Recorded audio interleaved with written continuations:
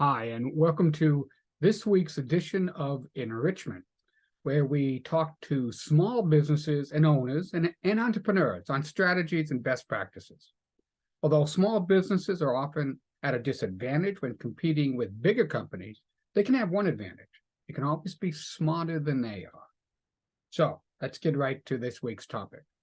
Historians agree that in the year 1025 BC, two armies met to determine who would have supremacy over a very fertile land just east of the Mediterranean Sea. One of the armies, the Philistines, had a formidable reputation. The other, the army of the nation of Israel, was next in the Philistines' crosshairs. As was often the case at the time, both armies chose to send single warriors out to face one another. The Philistines had Goliath. He had size, strength, weapons, armor, as well as experience.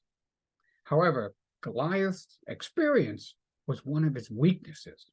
Everyone before David had fought Goliath on Goliath's own terms and on his own turf, and they were no match for him, and they paid the price. David, on the other hand, he fought on his own terms. He used his abilities with the sling rather than the sword. A stone thrown by an expert slinger can reach a speed from 75 to 100 miles per hour, and the kinetic energy generated was enough to knock the giant to the ground, where David used Goliath's own sword to finish the job. Now, obviously, we can't defeat our opponents or our competition with David's sling. However, as I say every week in this enrichment, you can always be smarter than the competition.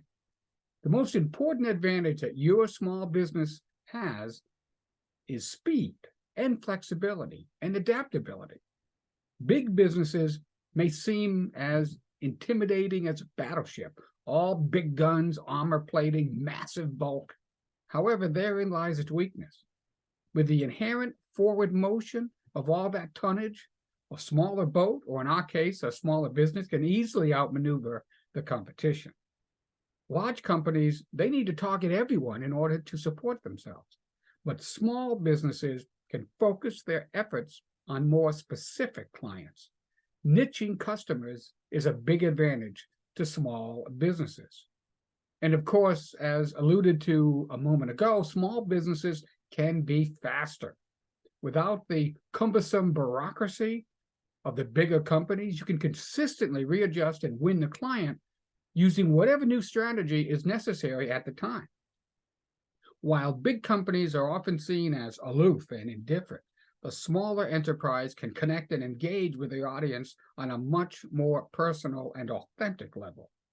Using what experts sometimes call scrappy social media, a small business should aim to create and grow an online community, having actual conversations, building trust, and setting yourself up as a subject matter expert. These are all essential to your social media presence. Of course, it can't be done scattershot. You need to have a plan, and you need to have valuable content. And you need to be sure to consider your products and services and which social media platforms are a good fit. Now, imitation may be the sincerest form of flattery, but in business, it won't get you very far. Don't try to mimic your competition. Show your own personality. As we know, people buy from people, especially people they like. By being yourself, you can create an emotional connection with your client that'll make them come back to you time and again and make them want to refer their friends to you. The significance of this personal connection cannot be overstated. Don't worry about being small. It's never bothered me. Instead of basketball, I played soccer. I rarely hit my head on things. And when I'm flying, I can stretch my legs even in economy class. To quote Wilt Chamberlain, nobody roots for Goliath. Well, I hope you found that useful. If you'd like to further discuss anything regarding this topic or any small business strategy, reach out to me at rich at speakingofsuccess.us. I'd love to talk. Just use my calendar to schedule a time that's most convenient for you. And I will see you next week. Bye-bye.